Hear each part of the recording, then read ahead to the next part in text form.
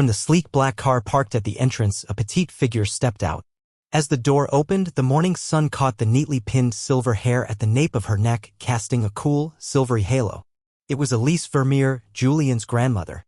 She wore a deep navy dress in a classic cut, so understated it seemed almost invisible amid the glittering gala.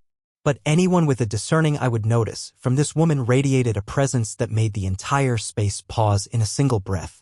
A calm, self-assured grace that needed no introduction. Julian immediately walked briskly toward her, his eyes lighting up. "Are you tired, Grandma?" "Not at all, my boy." Elise took his hand, her voice soft but sharp as a fine blade. "Today is going to be interesting." But not everyone felt at ease with her arrival. Near the gate, Magdalena Langford, the bride's mother wrapped in a shimmering Versace gown like a queen of light, froze at the sight of Elise. Her perfectly arched brows drew together slightly. Tilting her head toward her cousin, she spoke in a voice lighter than smoke but sharp as glass. "Some people still don't understand what dress code means, do they?" Soft chuckles rippled through the nearby cluster of guests, quiet, pointed, and deliberate. Elise heard it all. But she didn't turn. Her deep brown eyes merely swept over the crowd, no protest, no avoidance. Only a smile, slight as if she had foreseen everything to come. A breeze stirred. The dark navy fabric of her dress shifted. And in that moment, the entire evening seemed to change course. Late in the afternoon, sunlight streamed through the ancient oak trees, casting a golden hue over the Hausenberg estate, the site of a wedding that had been the talk of European high society all spring. The stone walkways were lined with white roses. Crystal chandeliers hung high above the garden, appearing to float in midair. Soft classical music played in the background. Champagne flowed freely. Guests chatted and laughed, exchanging stories about summer yachts, villas in Italy, and million-dollar deals. At the heart of the celebration stood the bride, Isabel Langford, the only daughter of a prominent tycoon from Lucerne, radiant with joy. Beside her was the groom, Julian Vermeer, a calm and respected Dutch businessman. But today, amidst the splendor and glamour, something small, yet deeply significant, began to stir. A modest black car pulled up at the edge of the garden. From it stepped Mrs. Elise Vermeer, Julian's grandmother. Her silver hair was neatly pinned at the nape of her neck, and she wore a classic deep blue dress, tailored to fit and so simple that one might not notice her at all unless they looked closely. And if they did, they would sense something rare, a quiet dignity that needed no affirmation. Julian immediately came to greet her, offering his arm. "Are you tired, Grandma?" he asked. "No, my dear," Elise replied with a gentle smile. "Today is a good day." But not everyone welcomed her so warmly. Near the entrance, Magdalena Langford, the bride's mother, graceful in a sparkling Versace gown, frowned at the sight of Elise. She leaned toward her cousin and whispered, "Some people really don't understand dress codes." Soft chuckles rippled through the circle around her. Elise heard them. But she didn't react. Her deep brown eyes simply gazed ahead at the festivities, still smiling. As she moved deeper into the reception area, the Langford relatives' glances barely touched her, quick and evasive as if contact would be an inconvenience. No formal greeting. No offer of a seat. In their eyes, she was a peripheral guest, unworthy of attention. Julian frowned, ready to intervene, but Elise gently touched his hand. "It's all right, Julian," she said softly. "Some lessons arrive precisely when they must." All afternoon, cold gestures played like a discordant symphony, a disinterested glance, a pointed remark spoken just loud enough to be overheard, a chair subtly pulled away as Elise approached to sit. When she took a small pastry from a passing tray, Magdalena raised an eyebrow as if witnessing a breach of etiquette. At the dining table, Emmerich Langford, Isabel's father and a well-known figure in investment banking, offered Elise nothing more than a polite nod before turning to discuss stock portfolios with his business associate. To him, Elise was simply the old woman from the groom's side, irrelevant, unnamed, inconsequential. From a distance, Julian watched it all, the coldness, Elise's silence, and felt anger rise within him. But he knew his grandmother didn't need defending. Elise Vermeer had faced far worse than the frosty disdain of the self-styled elite. What the Langfords didn't know but were about to learn is that the woman they dismissed was no stranger. Elise Vermeer was not just the groom's grandmother. She was a woman who had built an investment empire in Switzerland at a time when women weren't even allowed to sign financial contracts. She had funded over 200 prestigious scholarships across Europe, many of them at the very institutions where their children were now desperately trying to buy seats. She was someone whom some of the continent's most powerful figures called by first name, no introduction needed. And before this night was over, the way they saw her and the way they saw themselves would never be the same again. The wedding celebration continued as if nothing unusual had occurred. A soft symphony played beneath the ancient oaks. Champagne was poured with practiced ease. Laughter rang out from the tables where businessmen and dignitaries gathered. The Langford family moved effortlessly among the guests as if they were the irreplaceable hosts of the event, modern nobility of the upper class where the spotlight illuminated only what they wished others to see. And what they did not wish to see was Mrs. Elise Vermeer. At a table near the edge of the garden, she sat alone, a cup of mint tea in hand, her expression calm and composed. No one approached her. No one inquired after her well-being. Except for one. Across the garden, near the cello playing Clair de Lune, an elderly man watched quietly. He wore a charcoal gray suit, unremarkable, unpretentious, but each movement he made was precise, as if no gesture of his was ever wasted. He was known as Sir Willem Dietrich, an elusive investor, famous for rarely appearing in public. Those who knew him had only seen him at elite international summits or behind closed doors at discreet art fundraising galas. Today he sat in silence. No words. No polite smiles. Just watching. And what he watched was not the happy couple, nor the French wine, nor the well-practiced handshakes. He was watching Elise Vermeer. In the slanting afternoon light, Elise met his gaze, not surprised, not hurried. Only a subtle nod, refined, aware. Willem inclined his head slightly in return, eyes sharp, as if something had just been confirmed. He had recognized her. And that silent acknowledgement, small, unnoticed by most, shattered an unspoken order within the opulence of the moment. Even if only the two of them knew it. Not far off, at a table adorned with white orchids, Magdalena Langford was telling a joke to a group of French aristocrats. Her voice flowed like aged wine, but her eyes never left Elise. When she saw Willem Dietrich, a man so powerful he never needed to be seen, looking at Elise as though she were the most respected person in the room, Magdalena paused for a fraction of a second. She leaned toward the woman beside her and asked quietly, "Who is that man?" A whisper came in reply. "Oh, that's Willem Dietrich. No one ever gets him to private events. Last time I saw him was at Davos last year." Magdalena's face paled slightly. She glanced in the direction of his gaze. And saw Elise. Still. Sipping tea. As if seated in the comfort of her own living room. Julian, the groom, approached his grandmother. "Are you all right?" he asked softly. "Perfectly," Elise replied. "Just noticing a few masks beginning to slip." Julian raised an eyebrow following her gaze just as Willem rose from his seat. He picked up a glass of wine, spoke to no one, and walked directly toward the table where Elise sat. No words were spoken, but every glance began to shift.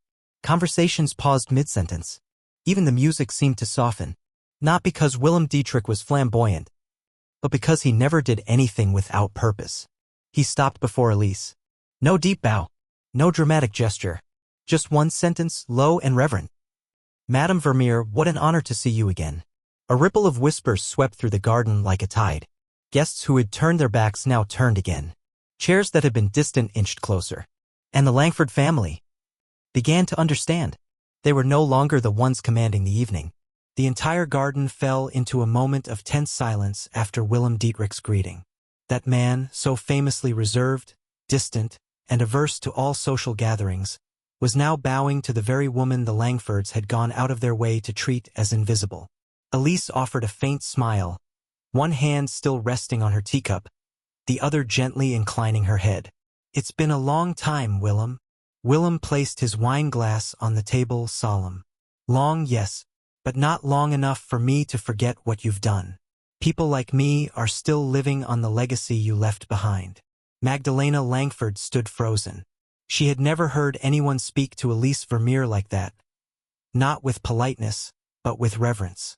Emmerich Langford leaned toward his wife and whispered, "Who is she?"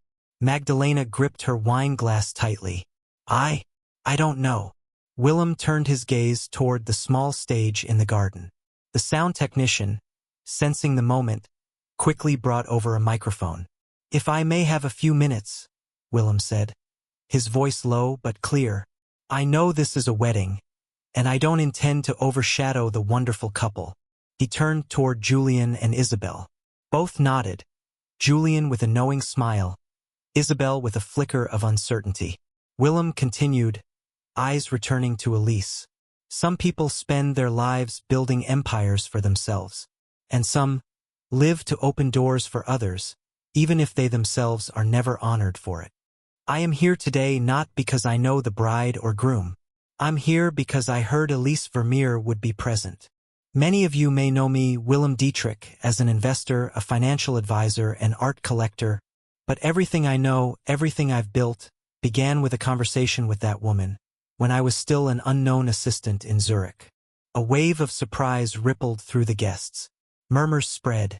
An assistant? Isn't he the founder of the Noven Fund?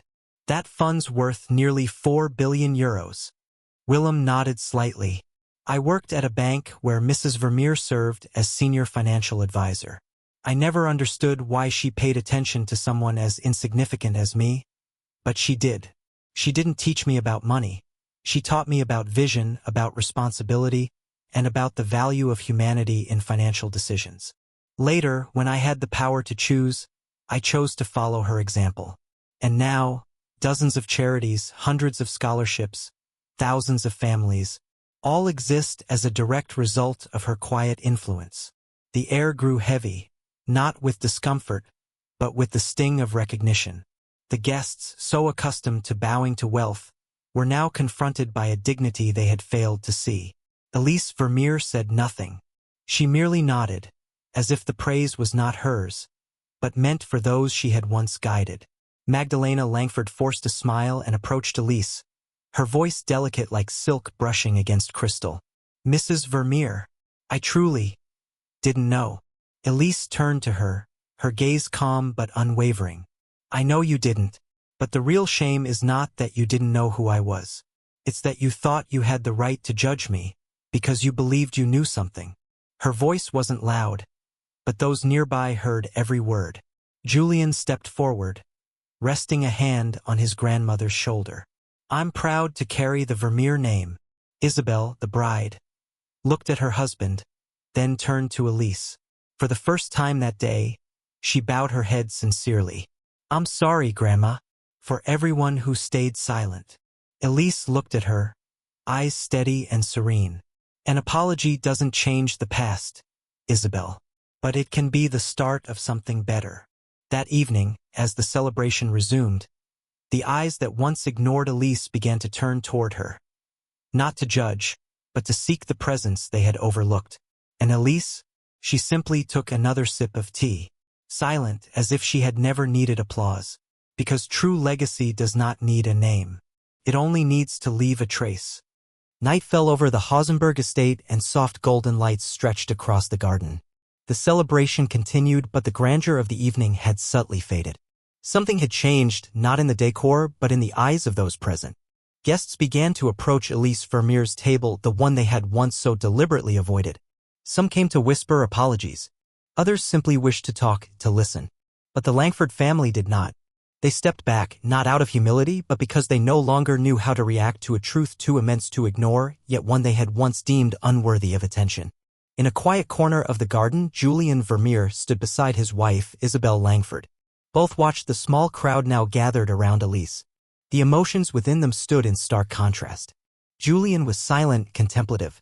Isabel, tense, her eyes hesitant.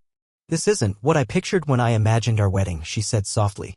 Julian turned to her, his voice low but firm. Actually, I think today is the first time something truly meaningful has happened in your family. Isabel flinched slightly. Are you blaming me? No, he replied. I'm asking you, what will we build after this? A family built on your parents' values or my grandmother's? She didn't answer. She had never had to think about that question, not until now. Nearby, Magdalena Langford was whispering to her husband, Emmerich. If Isabel stays tied to the Vermeers, we'll be eclipsed. People are already talking. Emmerich frowned. We can still take control. Maybe offer Julian a position, bring him into the system. Magdalena nodded faintly, recalibrating her strategy. A few minutes later, they invited Julian to their table. Magdalena gave a polite smile. Julian, dear, we think it's time to talk about the future, your place in the Langford family. Emmerich wants to offer you a seat on Langford Capital's investment board. Emmerich leaned in. We can protect you and the Vermeer name if you choose the right side. Julian heard it clearly. Fully. And he understood this wasn't an offer. It was a velvet-lined trap.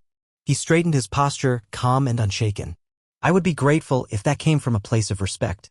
but I cannot enter a system built by people who still saw my grandmother as an extra at her own grandson's wedding. Magdalena stiffened. Emmerich opened his mouth to respond, but Julian continued, this time without softening.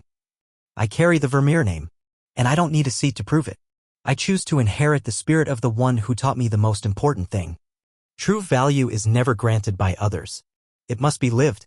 He turned and walked away, leaving behind two powerful figures who had just lost what they feared losing most, control. He returned to Elise, bowed slightly. I won't live under your legacy, Grandma. Elise looked at him as if waiting for what came next. I'll build my own, but I want it to be made of the same substance.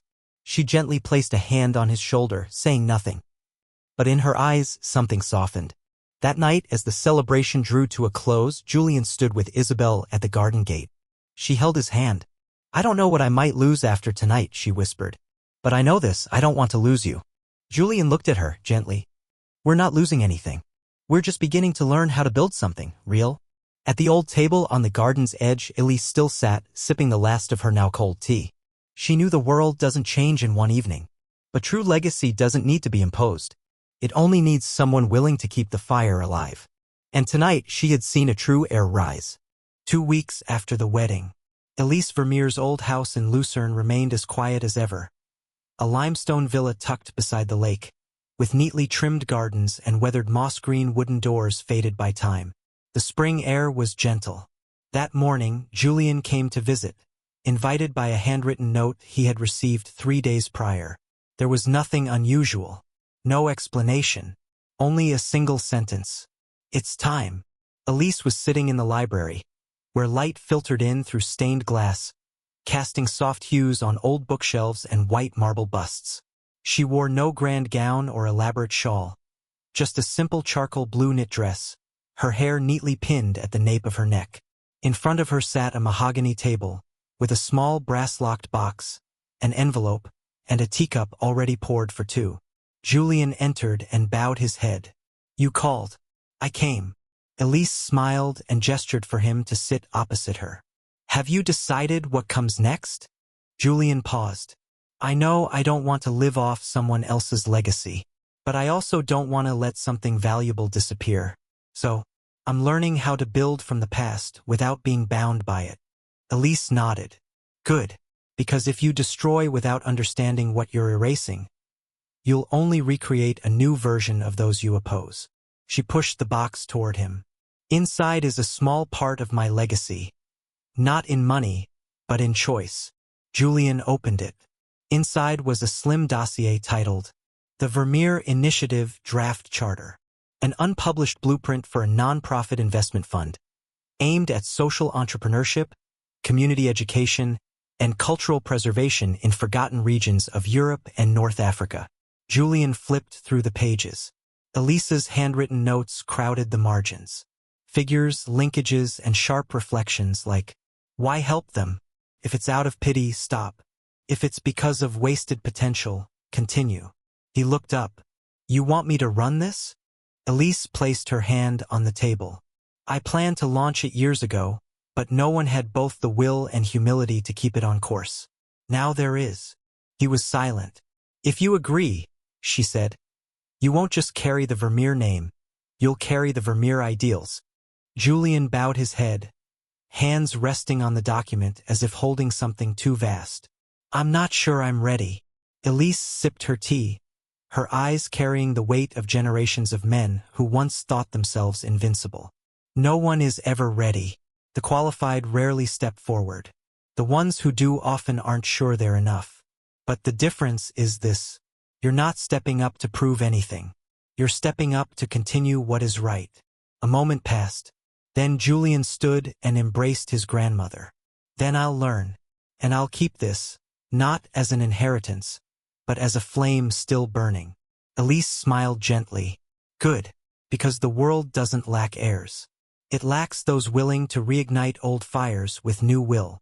Outside, the lake wind whispered. On the table, the tea slowly cooled. But in the room, what had just been passed remained warm. It was an invitation, and a final and trusting. Utrecht, Netherlands. In the heart of the old city, where canals run between slanted rooftops and bicycles line the cobblestone banks, stood a weathered three-story building with a faded wooden sign. Der Spiegelkammer, the Mirror Room. It had once been an independent bookstore, later a poet's tea house, and recently transformed into a temporary co-working space for social activists. No commercial signage, no QR codes, no public Wi-Fi. On the third floor, a low-ceilinged room lined with old books and mismatched wooden chairs had been arranged into a circle. At its center sat Elise Vermeer, alone moments before the meeting began. On the table, a thick binder marked, "The Vermeer Initiative version 1.0. No logo, no grand letter from the founder. Only purpose, objectives, and conditions." Julian had reread it nearly 30 times that week. His grandmother's voice still echoed in his mind. A flame doesn't need to flare to survive. It needs space to burn steadily. Today would be the first time he offered that flame to others. 5 seats would be filled. No more. 1. Lena Moreau. She was the first to arrive. A French woman in her 40s, hair tied back, linen blouse, and a faded scarf. In her hand, a self-written curriculum, annotated in red. Julian stood and shook her hand. She said plainly, "I used to teach philosophy to high schoolers in Marseille, but when my school shifted to future skills training, I resigned. I no longer believe in the system, but I still believe in learning." She sat down, opened her notebook, waiting for no one. 2. Oscar Blom. Tall, graying blonde, Swedish.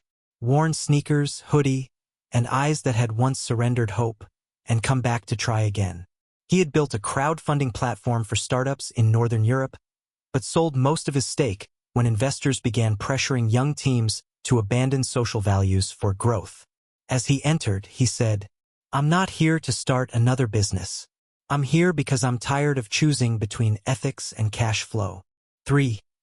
Marta Rossi. Italian. Deep brown eyes and a voice sharp as glass. A human rights lawyer, formerly with NGOs in Naples, focused on labor conditions in outsourced factories. She had won a high-profile international case and had since been blacklisted in corporate legal circles.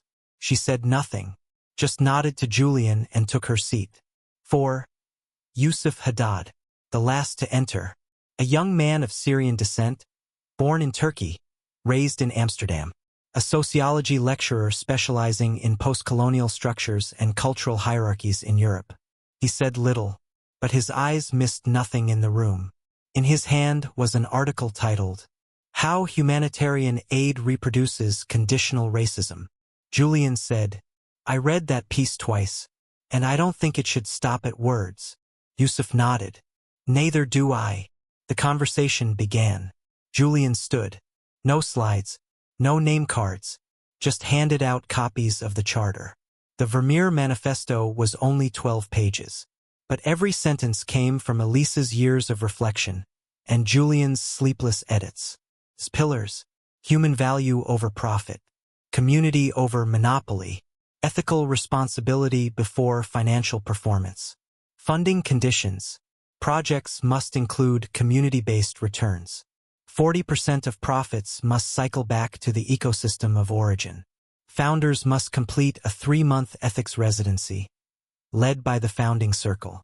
No PR, no government lobbying, no traditional fundraising. Yusuf spoke first, voice calm. "So where does the money come from?" Julian didn't blink. "I dissolved my private company and transferred part of the inheritance from Elise into the seed fund. Not enough to build an empire, but enough to start a fire." Marta leaned back in her chair. "This isn't a fund. It's a moral experiment." Julian smiled. "Exactly. And every experiment needs people brave enough to fail." Oscar flipped to the financials, nodding slowly. Lena looked up and asked, "Did you invite us for partnership? Or for a pledge?" Julian answered without hesitation, "Both. But if you're here to build a personal brand, leave now. This isn't an opportunity. It's a responsibility." There was a pause, heavy not with disagreement, but with the weight of realness. Then, one by one, they nodded. No handshakes, no smiles, just one piece of paper, Founding Circle, the Vermeer Initiative. Signed, Julian Vermeer, Lena Moreau, Oscar Blom, Marta Rossi, Yusuf Haddad. Blue ink. Simple strokes. No cameras. Only a quiet responsibility beginning to take root. On the way home, Yusuf texted the encrypted group they had just created.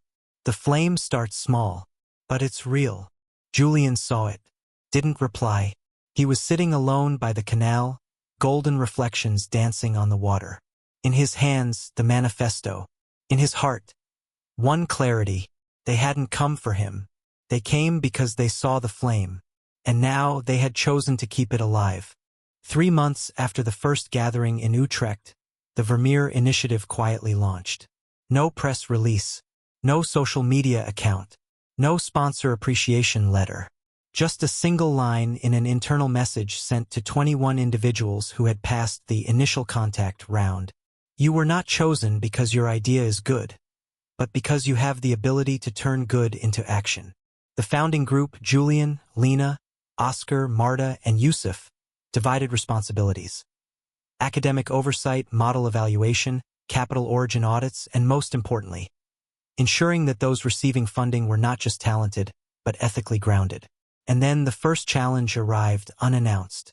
Applicant number 12, Eva Nemeth, a Hungarian biotech engineer developing fungal-based biomaterials to replace industrial plastics in packaging and construction. The idea was excellent, the science sound, the team talented. Eva even had a commercial pilot signed with a Belgian retail chain. There was only one problem, her early funding. Marta discovered that in the initial phase, Eva had accepted anonymous seed capital from an investment fund linked to a mining conglomerate once embroiled in environmental scandals in Namibia. When questioned, Eva didn't lie. She was direct. I needed money to do the right thing. If I hadn't taken it, I wouldn't have survived this far. I haven't taken any more. I've cut ties. Lena asked, have you ever felt like a part of you was bought? Eva was silent, then answered softly, yes, but I chose to survive so I could make it right from the inside. Now I'm asking for a chance to do it. Entirely right. Julian looked at Yusuf. His face was tense, not with anger, but with the silent weight of a question. Can we accept impurity to build something pure? The internal meeting lasted nearly 4 hours. Oscar advocated for acceptance. If we're too rigid from the start, we'll push good people toward the bad ones, just because they weren't clean enough to be saved. Marta strongly disagreed. No, a newly founded organization that excuses we once had to survive opens the door to slippage. Decline always starts with just this once. Lena had remained quiet most of the time. Finally, she said, I believe Eva means well, but I want to know, does she have the courage to publicly own her past mistake? That's the essence of real change. Yusuf said calmly, none of us is completely clean, but those who won't face their shadow will always leave room for darkness to return. Julian sat in silence for a long while. Then he sent a message to Eva. We will fund you on one condition. You must publicly disclose your original funding source, and you must give a talk to the other 20 applicants, sharing your full journey, your lessons, and your ethical boundaries. We are not looking for people who've never erred. We are looking for those who accept accountability as a public duty. Eva replied 30 minutes later, agreed, and thank you for not treating me like a product, but like someone still evolving. A week later, in Rotterdam, Eva stepped onto the stage at the Vermeer Initiative Hall. Before her sat young individuals, environmental activists, solar engineers, water system designers from the Balkans. She spoke. No excuses, no performance, just truth, just lessons. I once chose survival by compromising. Now, I choose to let the rest of my life prove that I don't have to do that again. And if I ever stray again, I hope someone will stop me, not whisper behind my back. After her talk, 3 applicants approached her for collaboration. No one criticized. No one turned away. Fire sometimes isn't kept alive with pure wax, but by those who walk through ashes and still keep their light intact. That evening, the founding group sat together. No one spoke. Until Julian murmured, "The first ones to be tested were us." And they all understood. The real test doesn't come from the outside. It comes from keeping your principles intact, even when you could break them and no one would know. Sant'Elena, Calabria, southern Italy. A town most Europeans have never heard of and those who have only remember. There used to be a paper mill there. It's closed now. Amid rows of sandstone-colored houses, rusted iron balconies, a lone lemon tree by a dry well, Sant'Elena stopped growing 2 decades ago. The young left. The old stayed. And hope, if it ever existed, had long given way to the habit of simple survival. On a June morning, a silver-gray minivan pulled up in the central square, once a bustling market, now a makeshift parking lot. Stepping out were 3 young people, part of the Vermeer Initiative's first experimental cohort. Anouk Meyer, a Dutch urban designer specializing in public spaces and the revival of abandoned residential zones. Farid Ayoub, a French-Algerian electrical engineer developing low-cost solar lighting systems. Chiara Leone, an Italian sociologist, born just 60 kilometers from Sant'Elena. They brought no flags, no banners. Just a set of blueprints, 6 community surveys, and a prototype of a smart lamp that could provide public Wi-Fi and charge phones for free. They hadn't come to help. They came to ask. In the square, beside a moss-covered stone bench, 3 elderly men were quietly playing poker. Nearby, Bar Roma served coffee from an old machine, playing Italian hits from the 1970s. Farid greeted them in fluent Italian, tinged with a French accent. No one responded. Chiara stepped forward. "We're not from the government. We're not investors. We just want to ask, if there was light at night, a connection to call a doctor, and benches for the elderly, would you want that?" One thin old man, skin creased like olive bark, looked up. "Yes. But who will keep them for us? Who replaces the batteries, fixes the brakes, cleans the dust? You'll leave like all the others did." Anouk said nothing. Chiara nodded. "If after 6 months the community finds these things unhelpful or too difficult to maintain, we promise to take everything down. No one should be stuck with something they didn't choose." They didn't argue. They left the surveys and returned every week to listen, not present. After 3 weeks, something shifted. Each time they returned, people began asking more. "Can that light charge a blood pressure monitor? Do you need a signal tower, or does it use satellite? If there's Wi-Fi, can the kids video call their mom in Germany?" Chiara smiled. "We can't promise to connect everything, but we promise to listen to each thing." Anouk redesigned the lamp after an elderly woman complained the wooden bench was too hard and had no backrest. Farid reduced the pole's height after older men said the light was too bright, it made their gray hair too visible. They weren't annoyed. They adapted. In the 2nd month, the first lamp was installed right in the center of the square. They called it La Lucerna, the lantern. It wasn't tall. It didn't shine brightly. But every night beneath that glow, children gathered to kick plastic balls, adults pulled out chairs to chat, and elders for the first time held tablets to call their grandchildren. And then, one night, something happened.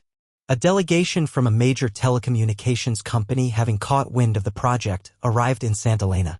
They brought an investment proposal, €200,000 to expand the lamp network to 5 neighboring towns, under one condition. "We want to integrate facial recognition to track movement patterns for infrastructure planning and advertising." Anouk immediately said no.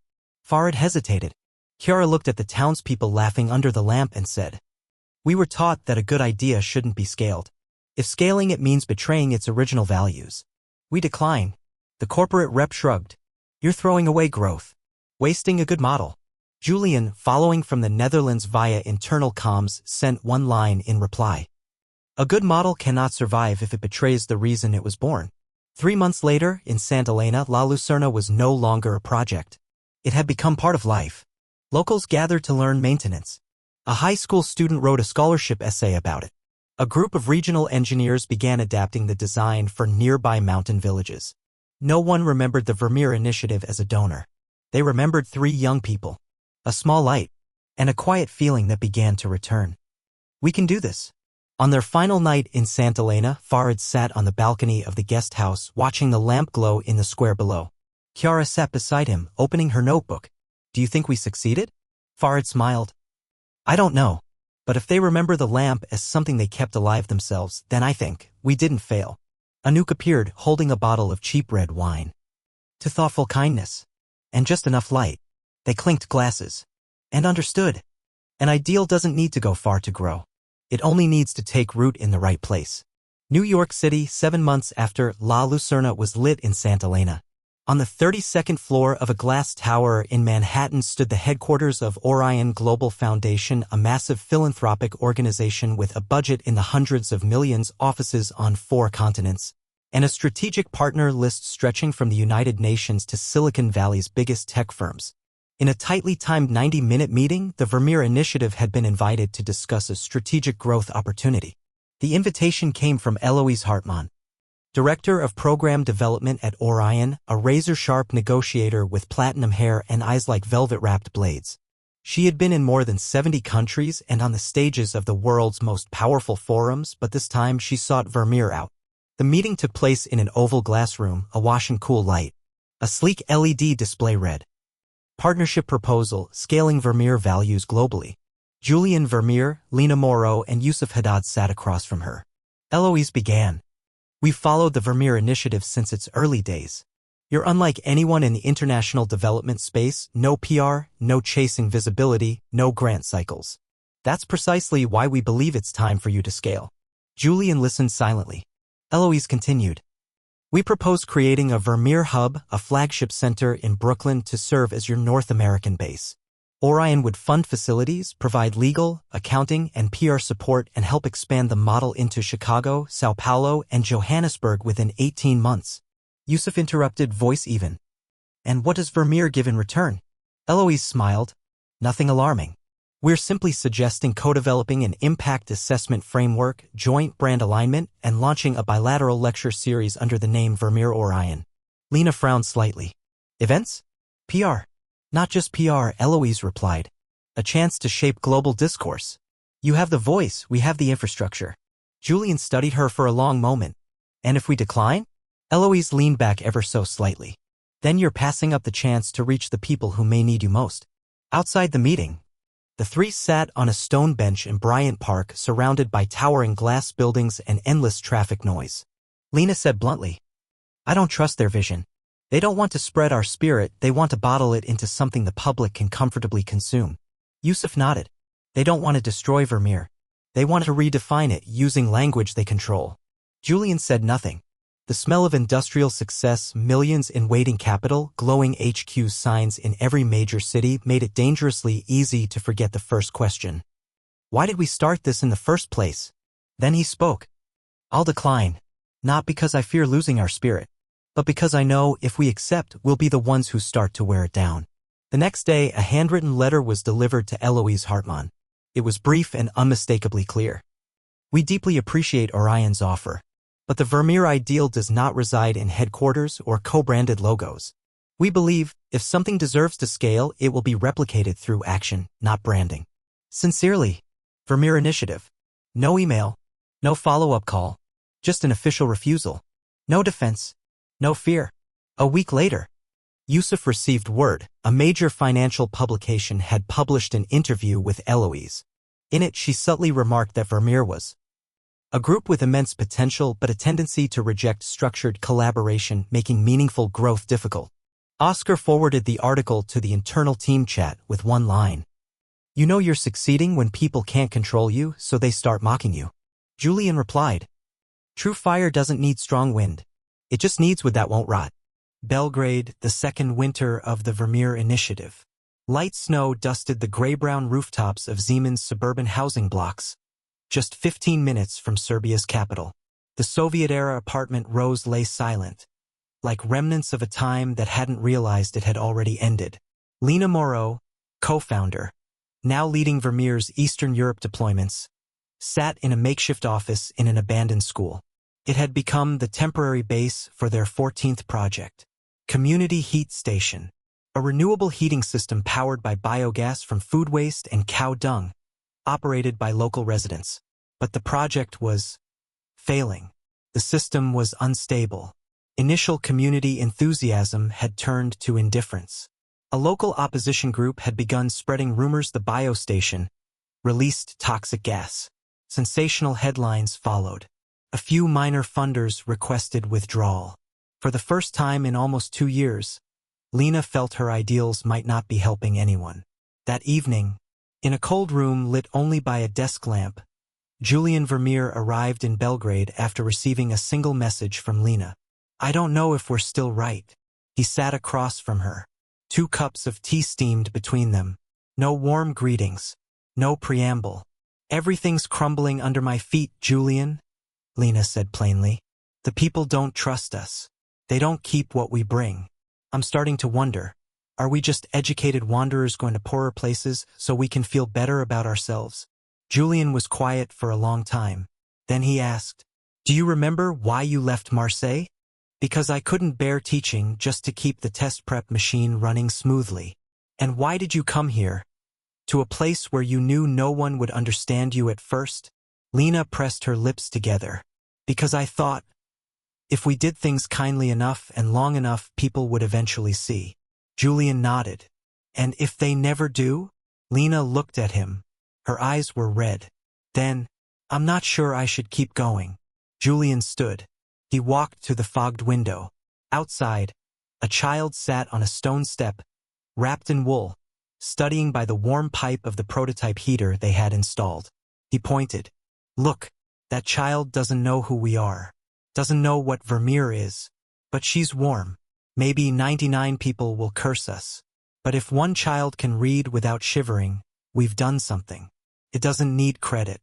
It doesn't need applause." Lena stood beside him. Her tears fell, not from sadness, but from clarity. "We didn't come here to win. We came so we wouldn't be the ones who walk away, right?" Julian smiled faintly. "Exactly. You don't win in this work. You just stay longer than those who quit. And sometimes, that's enough to make a difference." 3 weeks later, the project wasn't saved. It didn't bounce back into financial success. But the Vermeer team stayed. They met with every family. Let locals redraw the system. Let them rename it. Let them choose who would maintain it. They took the Vermeer name off the sign, replacing it with Zeeman Toplina, warmth of Zeeman. And something unexpected happened. When Vermeer stepped away from the center and took its place as a quiet supporter, the project came alive. The people believed, because now it belonged to them. 6 months later, in Amsterdam, the full founding team of the Vermeer Initiative gathered in one room for the first time in over a year. Lena, Eastern Europe lead. Yusuf, North Africa. Chiara, now formally invited. Southern Europe coordination. Oscar, financial oversight. Marta, legal and community relations. Julian, guiding spirit. There were no slides, no charts. Just one question from Julian. If Vermeer had to end tomorrow, would we feel we've done enough? Lena spoke first. "Not yet, but I've come to understand. Enough isn't about how many people know our name. It's about how many live more decently because of what we left behind, even if they never know we were there." Yusuf nodded. "We don't light fires for people to admire them. We light them so they can ignite their own." Oscar added, "And if no one remembers Vermeer at all, the ideal will still live on." Julian nodded slowly. "Then we keep going. Not for outcomes. Not for recognition. But for consistency." Marta smiled. "It's the only way not to be swallowed by the world."